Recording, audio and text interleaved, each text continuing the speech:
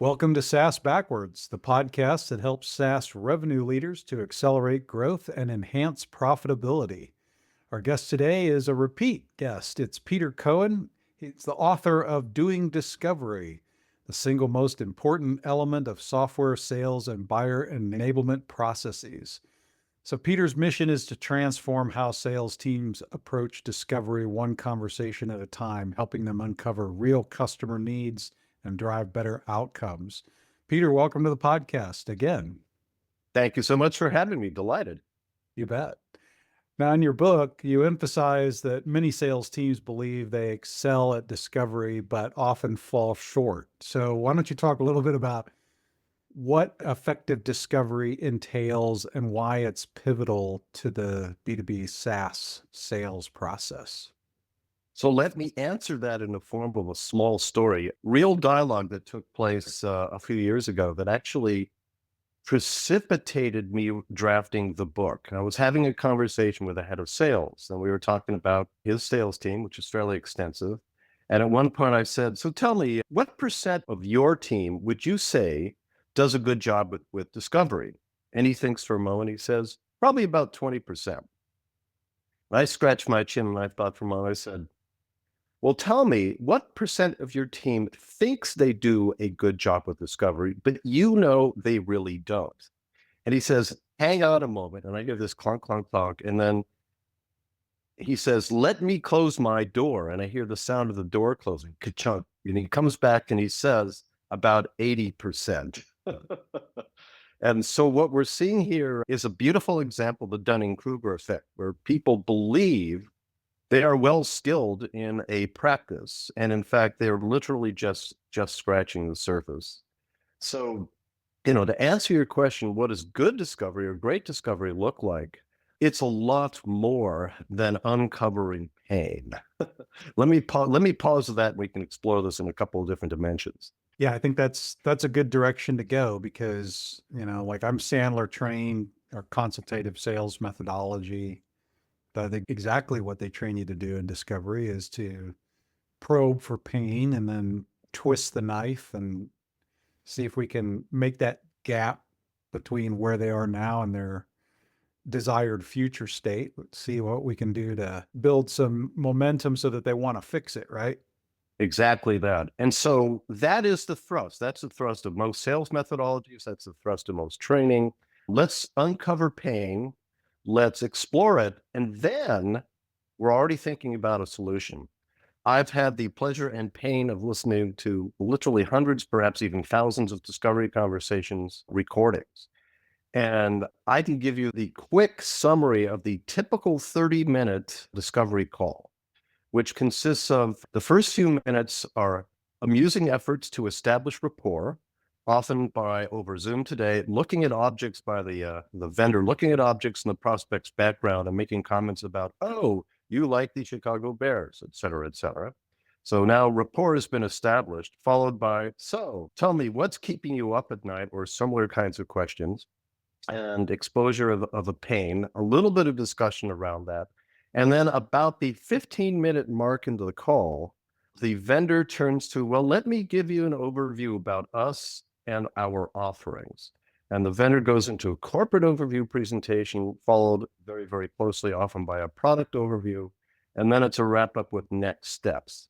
So total time elapsed actually doing discovery is often somewhere on the order of 10 to 15 minutes at the max. And that is insufficient. Yeah, that's woefully insufficient. So let me just give you some additional dimensions of parameters that people are missing most typically today. And perhaps the biggest one, and the one that has the most impact, and actually the ability for vendors to close business and for prospects to build business cases, is the elucidation of value. I cannot tell you how many times I'll hear head of sales exhort their teams when they're presenting demos, communicate the business value, they say, communicate the business value. But if they've not uncovered the business value in discovery, then they've really got nothing to talk about other than broad generalities or personal experience. And The seasoned reps with great personal experience survive this because they're able to use examples of other similar prospects and customers. But the gross majority of folks never uncover value in discovery, which makes it difficult to drive the project for both parties. One of the things I teach people is anytime you hear your prospect admit pain, you want to ask two additional questions. Number one, how long, how much, how often? In other words, quantify the current state of that pain, quantify it in terms of tangible numbers, tangible metrics. So you ask, what's the current state? And then you ask the second question which is, what would you like it to be, or what do you need it to be to feel you have a solution in place? That difference is what I call the delta. It's the difference between the current state and the future state communicated in terms of tangible value elements. It could be time, it could be people, it could be money, it could be reduction of errors, it could be elimination of manual processes, and that maps to time and so forth. So that's the beginnings of a solution to that challenge of not quantifying value. Does that resonate? It does. And in fact, when you were talking, it reminds me of the book Gap Selling, right? A lot of times what we're trying to do is take where they are now, their desired future state, understand the gap in between. And then what I think is really important is make sure or validate that that future state is like a 10 out of 10 in terms of, yes, we have to get there. Because if it's less than that, you're in danger of losing to no decision, or it being a problem, but not worth solving at this time. And you just highlighted two of the three major reasons for no decision outcomes. That prospect agrees, and they may agree wholeheartedly that they're suffering a serious problem. But if they have not attached that problem to a quarterly, annual, project-based goal or objective that is at risk, then they may live with that pain forever. And we do it all the time, each one of us and as businesses. One of the examples I like to use is like a bank. Like, how often do you switch your bank account? And the answer is not Almost unless never. I'm in a lot of pain. Like, I got to be really mad at my bank to go switch it because it's just a pain in the butt. The cost of change is not worth the reward in those cases. And that's number two, is the value equation is insufficient to drive a change. And that's why it's so important to uncover tangible value. That, by the way, the third element is no critical date. When do you need to have the solution in place? And if the answer is, this may never get done. And this is those three, the lack of any one or more of those three elements, no critical business issue, insufficient value, or no critical date, are the three major components for no decision outcomes, which correlates to about 45% on average of all forecasted opportunities, according to Gartner and others. So here's something else that is really fascinating. Prospects don't know what they don't know. And why is this important? Because today, vendors are being taught by the various assessment organizations like Gartner and Forbes that prospects are, what is it? What's the percent? 72% their buying journey before they engage with a vendor. What's the percent that people are calling out these days? I've seen different figures, but you're in that range. It's in the 70s, and some I've seen in the 80s where they're pretty much already figured out who they want to talk to when they come to your website. I think the 6th Sense report on buyer behavior says like 86% of companies, by the time they, reaching out to a salesperson, they've already got like 3 or 4 vendors on a short list. And if you're getting a call because you're on that short list, you're not getting a call, there's really not much you can do to get on the short list if you haven't done the work up front of being known to the audience.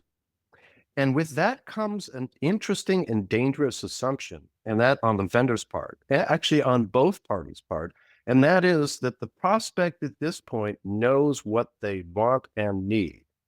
And that's inaccurate because the assumption is that prospects have done all the homework they need to know to determine their needs and wants, their desires, and what they don't want. But the fact of the matter is that no prospect can possibly know what each vendor's offerings actually include, because vendors don't put all that information on their websites. And so it's not in the public domain. So prospects don't know what they don't know. And that is an opportunity for the wise vendor to explore, well, what does that prospect know? What do they not know about? And to do vision reengineering.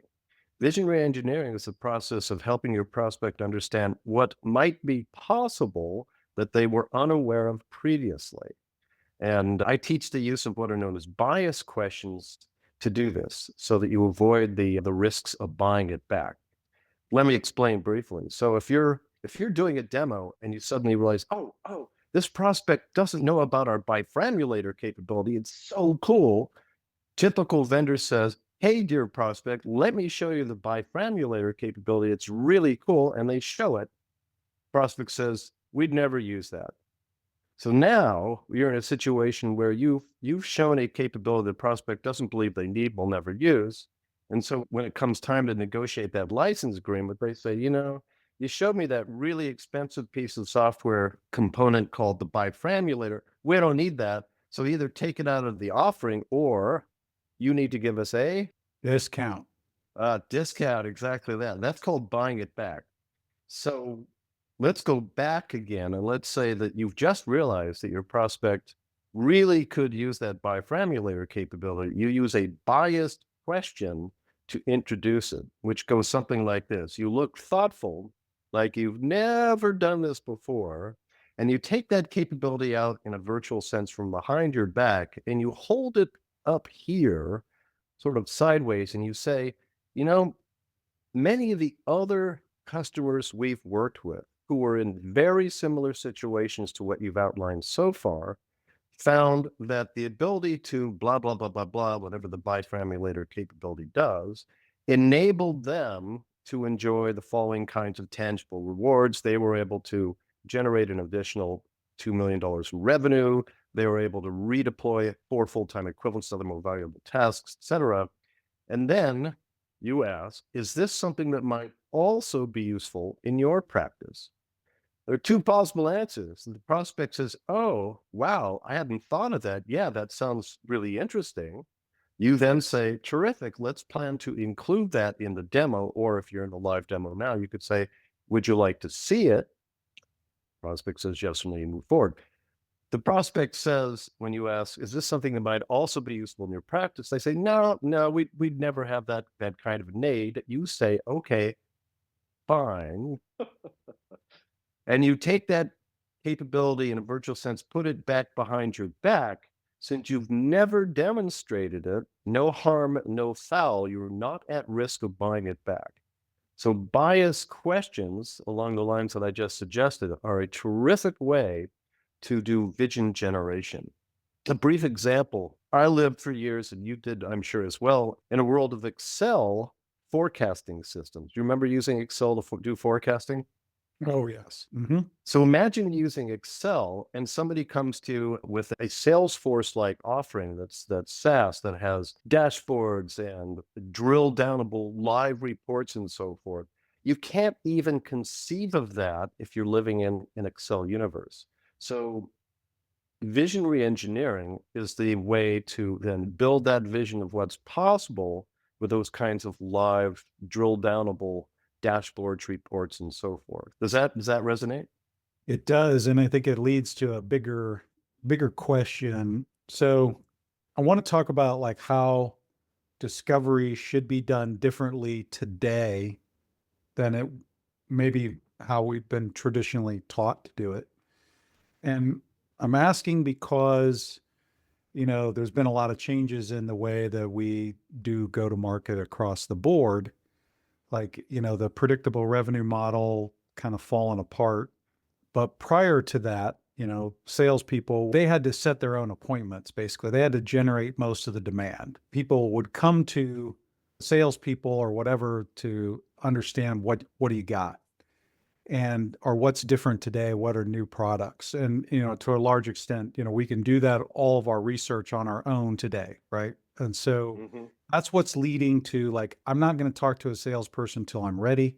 That's what's leading to, this 86% or whatever the statistic is that, people already have the short list because I know these products, I know the names of these buyers or these products before I even go to visit the websites.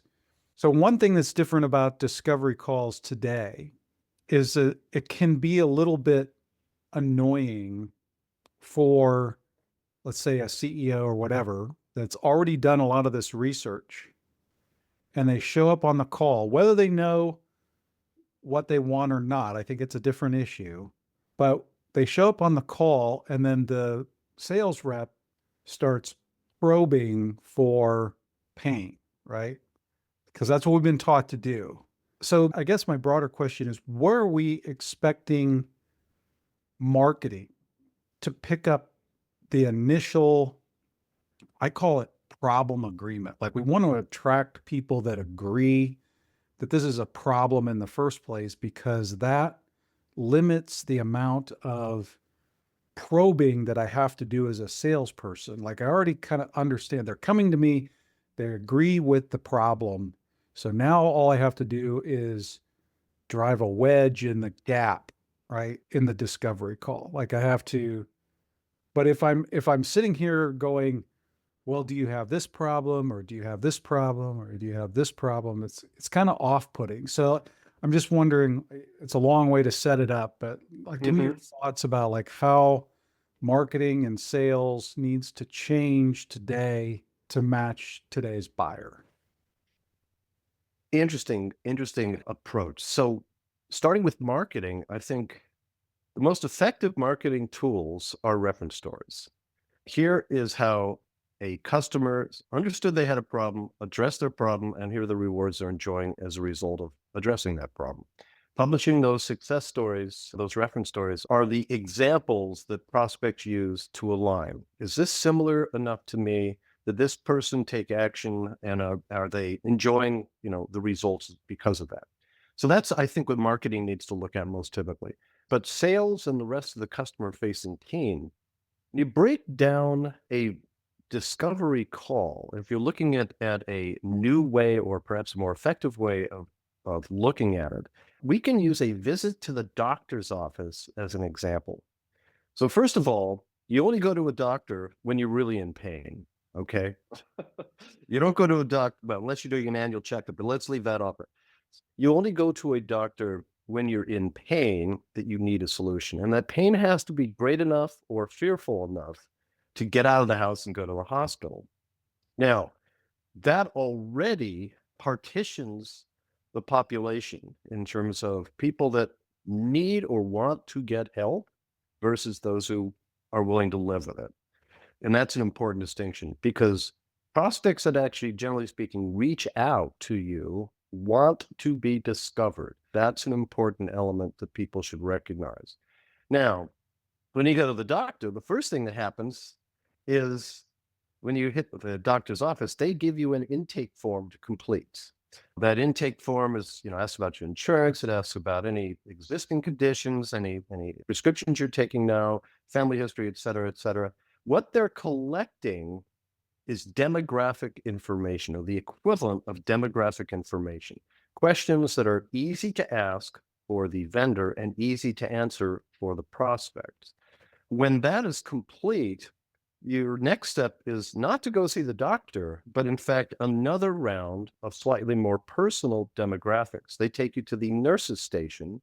So the nurse takes your blood pressure, and it's a weigh station. You're out of the waiting room, but you're not in the examination room.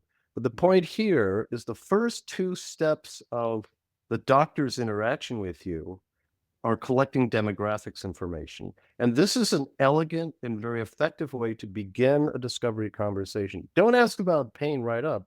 Tell me about your team. How many folks? How long have they been with the organization? What are their backgrounds like? Demographics. Where are your sites located? How many widgets do you produce in a unit time whatsoever? All of this information is important, just as the demographics information, the intake form, the vitals that the doctor's office collects. That's all equally important. It sets the prospect up for the deeper and more painful questions.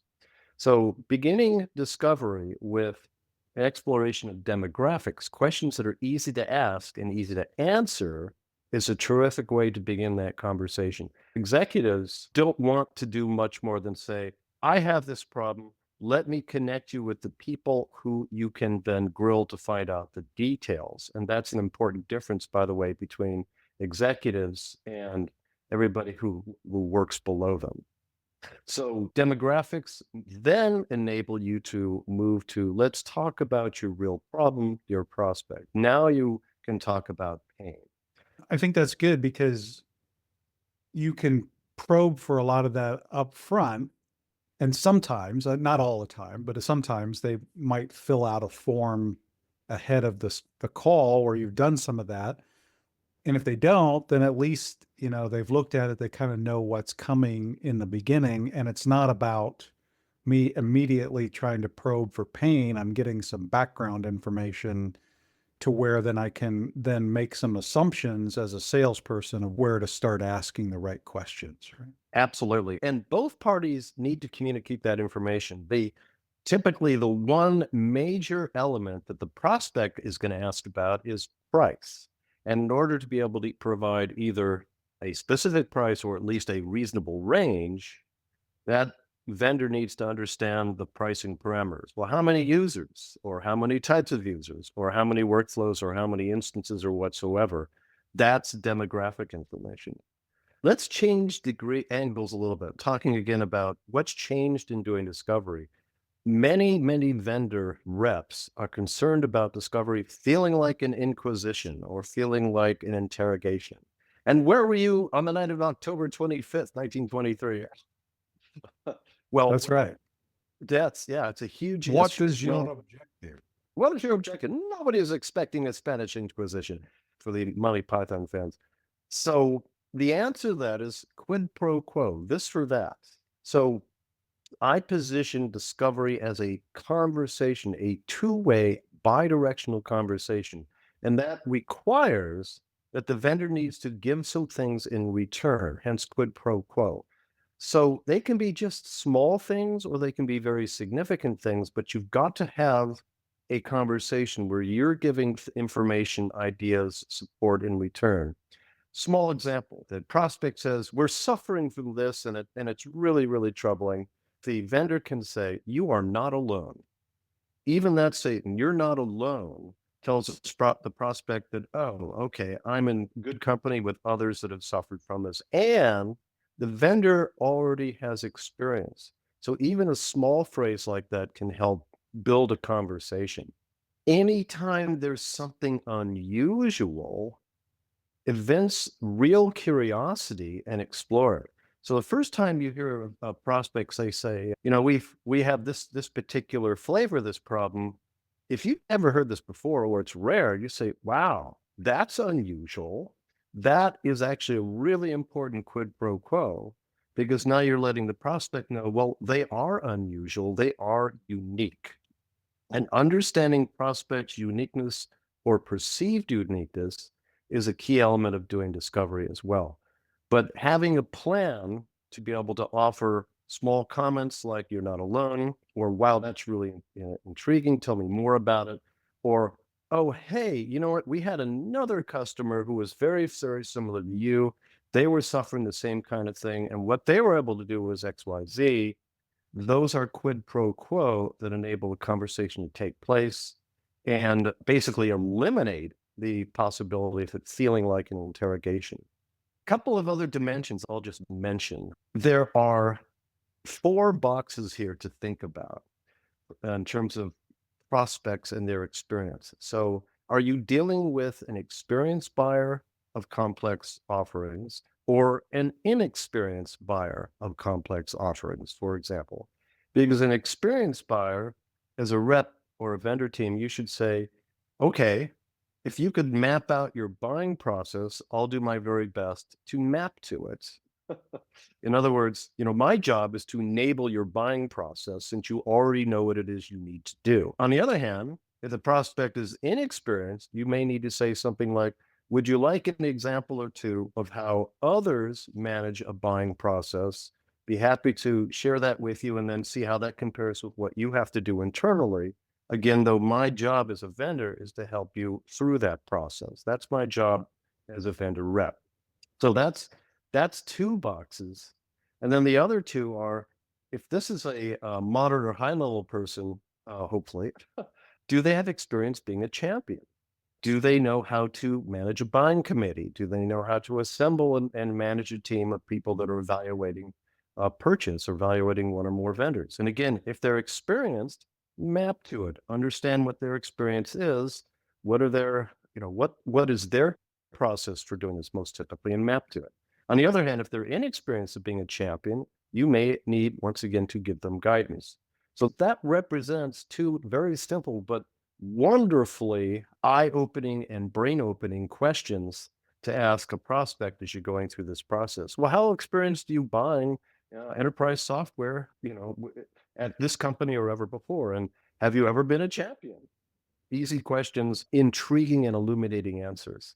Yeah, and I'm wondering if we could delve in a little bit deeper on that topic too, like not just uncovering the buying process, but also uncovering who's involved in the buying committee. And then in the book Challenger customer format, it's not just enough about identifying the champion, but that champion also needs to be an Enabled. innovator or a change agent, and how you deal with blockers. So I'm just wondering, like, the question is like, in the discovery, how do you recommend uncovering those different players, what those different players care about, and then the best way to handle that instead of like letting the customer handle it, like trying to figure out how you can deal with those issues or objections separately? Yeah, so this goes back to that fundamental question. Do you have experience buying at this organization, and or do you have experience as a champion driving a purchase in this organization or others? The answers to those two questions then give you guidance, because if they're experienced, then you can ask them, "Hey, let's lay out, or would you please lay out the pathway you need to follow? Who are the people who are involved? What are their sentiments? What do they lay? What do we need to do to support the people that want to move this forward? Are there detractors, blockers, people that are just going to obfuscate? What do we need to do? What are their issues? What's going to make them change?" This moves beautifully to one of the elements that I teach in doing discovery, and that is, what is the impact on not just your organization, but on other organizations, other departments? So, for example, if you're looking at a typical workflow that processes invoices, and you're selling invoice processing software for accounting, you could look at the workflow. It's a current workflow is manual. There's a lot of errors that creep into this. Okay, you dig into all that and you find, okay, there's a lot of improvements that could be made. There's a direct value equation out of that. However, let's look beyond that workflow. Who else is impacted when that workflow fails, struggles, is a bottleneck, somebody's gone whatsoever? Oh, well, let's see. If you're not getting the invoices out on time, that's going to delay the time it takes to actually get payment. If there's errors on those invoices, ooh, that's going to impact potentially customer success, because now they're dealing with those issues. What about the inputs to that workflow? Oh, well, if sales and let's say legal is not providing us with the parameters we need to actually build out and put together the plan for accurate invoicing. Well, we can't even start that process. Solution selling it was Michael Bosworth had a great phrase for this. He would say, once you've expanded that, you've looked at the impact, not just on the one department, but on other departments, you're able to say, oh, well, this just isn't just your department's issue. This is an organizational challenge. And speaking of organizational challenges, wondering how you recommend training sales teams to be able to do better discovery, because I'm assuming that it's a lot harder than just picking up the book and having a book club. It's all about exercises, role play, and repetition. We as humans, we need to practice things multiple times, particularly once we become adults, in order to actually affect change. And so when we're doing training, We do an enormous amount of role play. So we break people up into individual groups of 2 or 3 people, most typically, and we have one person play vendor, one person play prospect, and one person play coach. Basically, listen in on the conversation and track it. And we have them practice each of these individual skills. So we're going to take 10 minutes, folks, and choose a capability that your customers are likely or prospects are likely unaware of, and practice doing a vision generation discussion where you're using these bias questions, such as the example I referenced earlier. So it's role playing. You've got to repeat, you got to repeat, you got to repeat. And by the way, that's why the book Doing Discovery has the exercises every few pages. And I urge people in the introduction, I urge people when they're doing book clubs, don't just read it, you actually have to practice it. There was a study done, I forgot who did this, but it turns out that when we read a book, a learning book, a fact-based book, we take away about 10% of what we read. That's it, which is why you see people highlighting, dog-earing pages in the real books, underlining things and so forth. But it turns out that when we try those ideas out in real life, we do actual role play, the stickiness, the learning that takes place goes from 10% to about 75% for people. Wow, that's dramatic. It's really dramatic. That's why role play is so important. So important. Very good. Well, I think that's a pretty good place to land the episode. So, if anybody wants to get a hold of you or buy your books, how do they do that? So Great Demo and Doing Discovery are both on Amazon in paperback, Kindle, and audiobook formats. That's probably the easiest way to go. And if they want to reach out to me, I am at pcohan@greatdemo.com. That's PCOHAN at greatdemo.com. And we also have an enormous body of resources, including links to the books, articles on doing discovery, demonstration skills, and other related types of sales and pre-sales practices. That website is greatdemo.com. Fantastic. And for us, our agency is called Austin Lawrence Group. You can find us at austinlawrence.com, just like the two cities, Austin, Texas, Lawrence, Kansas. Also, if you'd like some help figuring out how to optimize your messaging for today's buyer, take us up on a free offer to do a messaging and marketing review. We're going to look at your website, messaging, content, advertising, whatever you want to throw at us. We'll give you some ideas about how you can maximize those SQL conversions and hopefully attract some people that are ready for your discovery calls. So just reach out to me at jm@austinlawrence.com and we'll get you started on that.